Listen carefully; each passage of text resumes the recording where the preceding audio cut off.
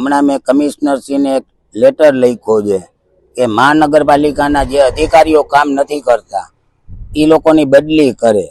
એમાં ખાસ કરીને એન્જિનિયર જે સિવિલ શાખાના, પછી સફાઈ જે સોલિડ વેસ્ટ શાખા, ગાર્ડન શાખા, લાઇટ શાખા, આવું છું ને જાવું છું.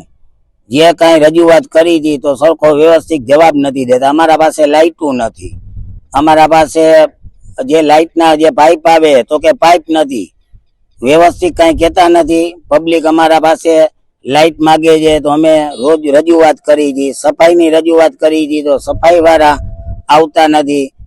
અને રોડ બનાવવાનો જે સરદારનો, તો સરદારની અંદર અમે સિવિલ શાખામાં અનેક વાર રજૂઆત કરી. છેલ્લા ચૂંટણી પૈકી ને 1 મહિનો સુધી ધક્કા ખાધા છે. ભૂગર્ભમાં જાઉં, સિવિલમાં જાઉં, સિવિલ વાળા કે ભૂગર્ભમાં જાઉં, હેરાન જ કરે છે. હજી અમારે સરદાર નગર સોસાયટીનો રોડ નું કામ બંધ કરી દેવામાં આવ્યું છે. સાંભળીને બસ એ કહે છે થઈ જાય છે, પણ કરતા નથી. થઈ જશે. એન્જિનિયર સાહેબને મોકલું છું, જોઈ લે છે.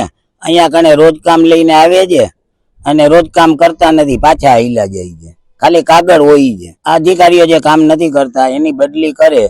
ઘણા વર્ષો ત્યાં એકને એક ઓફિસની અંદરમાં ચીપકી ગયા છે, એને બદલાવી અને નવા જે અધિકારીઓ છે એને અહીંયા કણે મૂકે, અરસપરસ કરે. એનેથી જામનગરમાં ઘણો બદલાવ આવશે અને પબ્લિકના કામ થશે.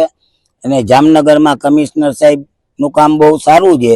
એટલે મારી આશા છે કે સાહેબ બદલીમાં ધ્યાન દે તો સારું. એટલે મેં લેખિત આપ્યું છે.